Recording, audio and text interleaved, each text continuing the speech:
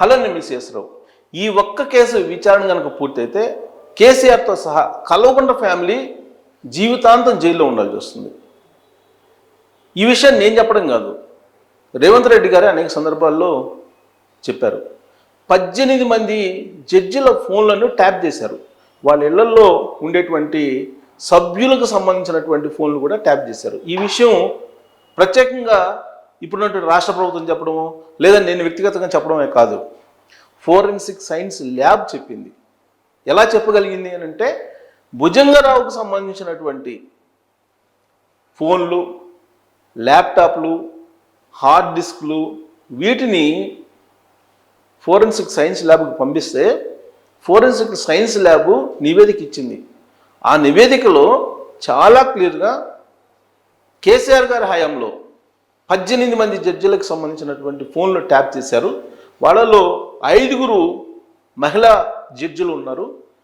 వాళ్ళ కుటుంబ సభ్యులకు సంబంధించినటువంటి వ్యక్తిగత సమాచారాన్ని కూడా ట్యాప్ చేశారు అని చెప్పి ఫోరెన్సిక్ సైన్స్ ల్యాబ్ తేల్చింది. ఇది బయటకు వచ్చిన తర్వాత కల్వకుంట్ల ఫ్యామిలీ ఎంత నేరానికి పాల్పడింది అని చెప్పి చర్చ జరుగుతుంది. విచిత్రమైన పరిణామం ఏంటంటే, నేను అందుకే ఈ ఇష్యూని ప్రత్యేకించి మీకు విశ్లేషించాలి, మీకు అందజేయాలి అనేటువంటి ఉద్దేశంతో నేను తీసుకున్నాను. నేషనల్ మీడియా కానీ రీజనల్ మీడియా కానీ ఈ విషయాన్నే ఫోకస్ చేయలేదు, హైలైట్ చేయలేదు. 18 మంది జడ్జిలు వాళ్ళ కుటుంబ సభ్యులు వీళ్ళ ఫోన్లు ట్యాప్ చేశారని అంటే ఇది చిన్న విషయమా? మరి ఎందుకు ఈ న్యూస్ని హైలైట్ చేయలేకపోని ఒకే ఒక పేపర్లో న్యూస్ వచ్చింది.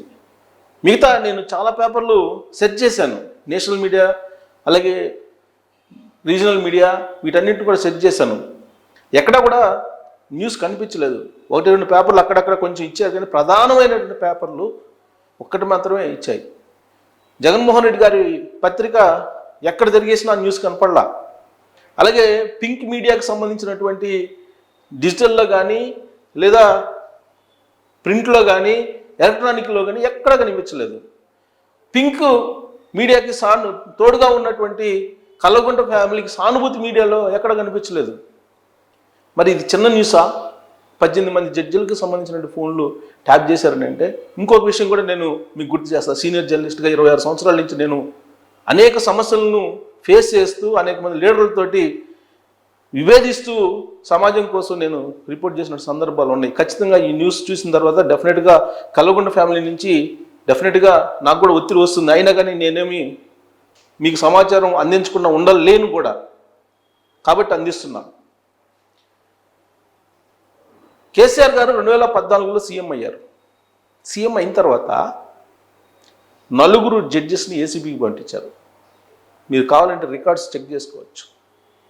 ఆ తర్వాత కేసీఆర్ గారి ఆధీనంలోకి ఇండైరెక్ట్గా వెళ్ళిపోయింది జ్యుడిషియరీ. అంటే జ్యుడిషియరీ నేను కించపరచట్లేదు. ఎప్పుడైతే 4 జడ్జెస్ని ఏసీబీకి పట్టించారో, ఏసీబీకి ట్రాప్ చేయించారో, దాంతో మొత్తం జ్యుడిషియరీ కలవర చెందింది. ఆ సమయంలోనే కొంచెం అటు ఇటుగా పట్టాభి అనేటువంటి ఒక జడ్జి సిబిఐ జాయింట్ డైరెక్టర్ ఉన్నటువంటి లక్ష్మీనారాయణ ట్రాప్ చేశారు. ఆ పట్టాభి కూడా బెయిల్ కోసం, అప్పుడు గాలి జనార్దన్ రెడ్డి బెయిల్ కోసం 3 కోట్లు 4 కోట్లు లంచం తీసుకుంటూ దొరికిపోయాడు ఆయన.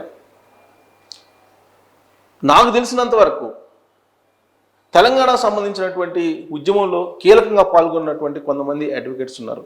వాళ్ళల్లో ఒక 2 జడ్జెస్కి సంబంధించినటువంటి ఏసీబీ ట్రాప్ వ్యవహారాన్ని ఆ రోజు ఉన్నటువంటి ప్రభుత్వంలో కీలకమైనటువంటి పెద్దలు అప్పచెప్పారని కూడా అప్పట్లో వచ్చినటువంటి న్యూస్.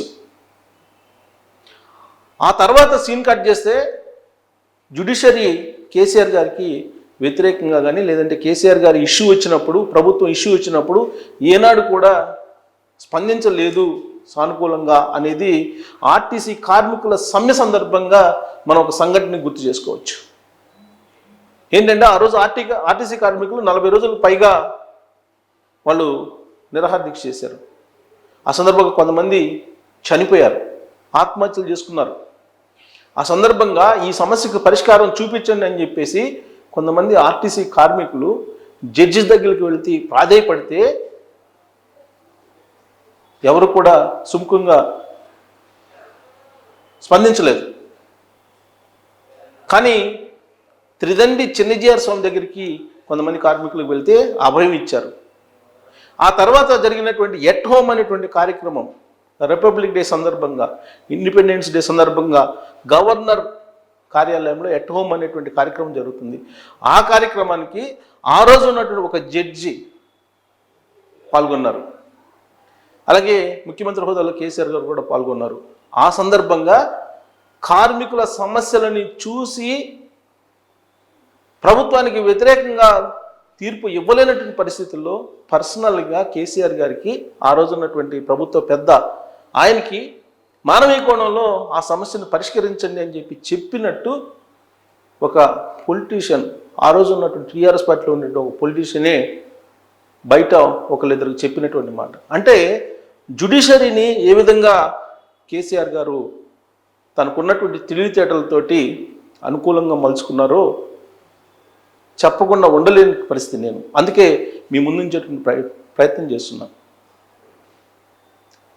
హైదరాబాద్ అంటేనే కాస్మోపాలిటన్ సిటీ. మీకు ఒకటి గుర్తుంచుకోవచ్చు, మీరు భారతదేశంలో ఉండేటువంటి బ్యూరోక్రాట్స్ డైరెక్ట్గానో ఇండైరెక్ట్గానో ఆస్తులు హైదరాబాద్లో ఉన్నాయి. దాదాపు 90% బ్యూరోక్రాట్స్కి సంబంధించినటువంటి ఆస్తులు ఇక్కడ ఉంటాయి.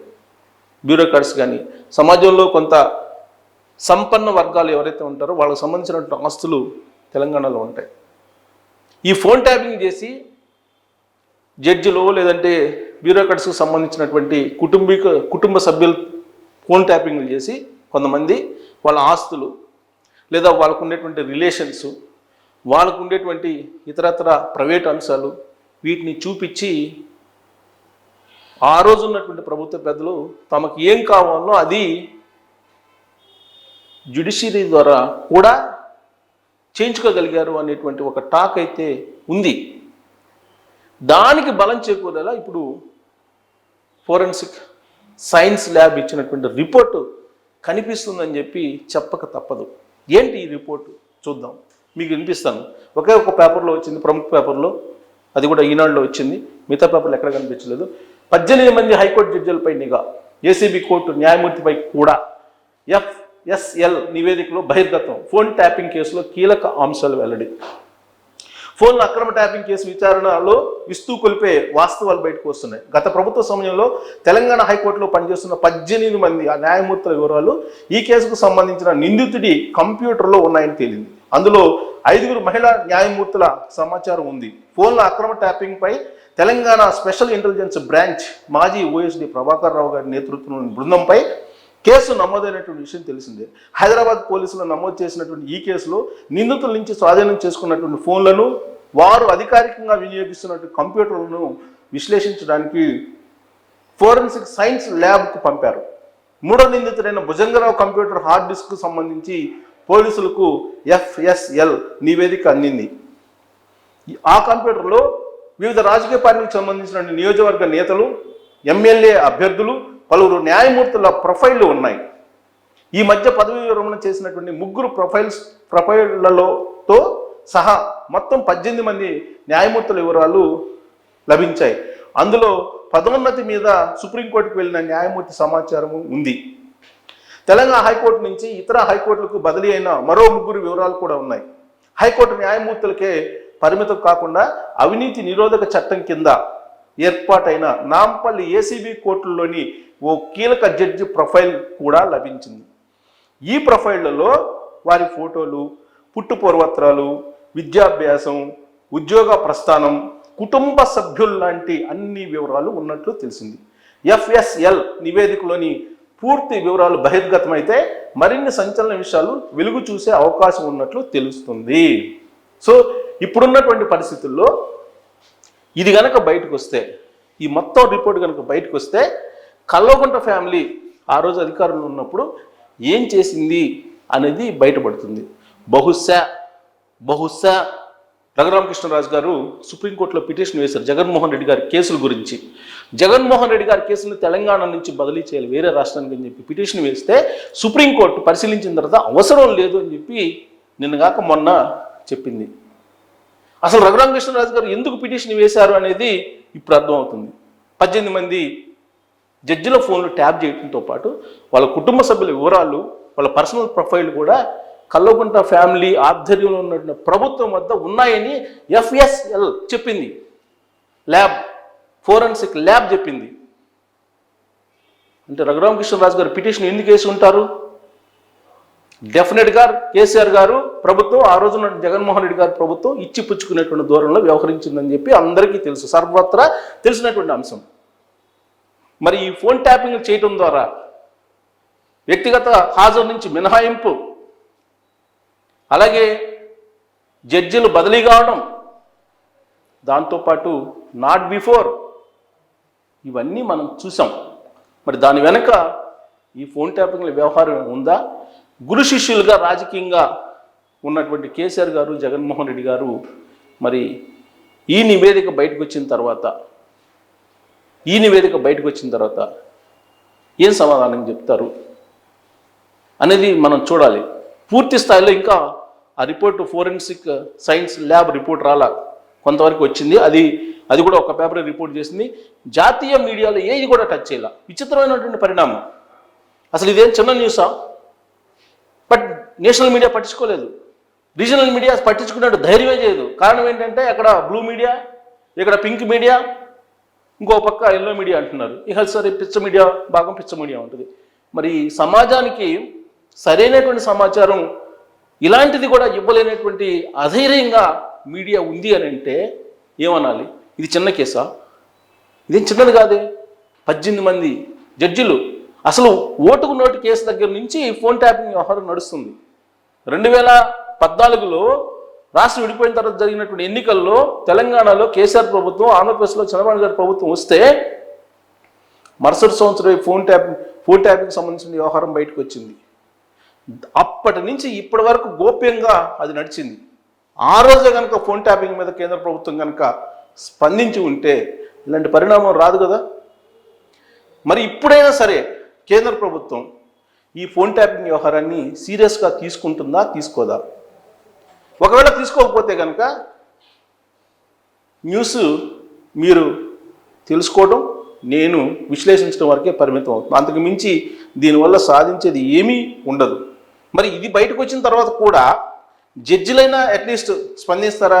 జడ్జిలైనా సరే దీన్ని పర్సనల్గా తీసుకొని సీరియస్గా దీన్ని కనుక సుప్రీంకోర్టుకి తీసుకెళ్ళి విచారణకు తీసుకొని సుమోటగా మరి వాళ్ళ మీద అట్లీస్ట్ సరే పొలిటీషియన్స్ వీళ్ళందరూ, జర్నలిస్టులు వీళ్ళందరి మీద ఫోన్ ట్యాపింగ్ పక్కన పెడదాం, కనీసం వాళ్ళ మీద ఫోన్ ట్యాపింగ్ అయినా సీరియస్గా తీసుకుని సుమోటగా దీన్ని విచారించేటువంటి అవకాశం మన ఇండియన్ జ్యుడిషియరీలో ఉందా లేదా అనే దాని మీద కామెంట్ రూపంలో మీ అభిప్రాయం తెలియజేయచ్చు. Thank you very much.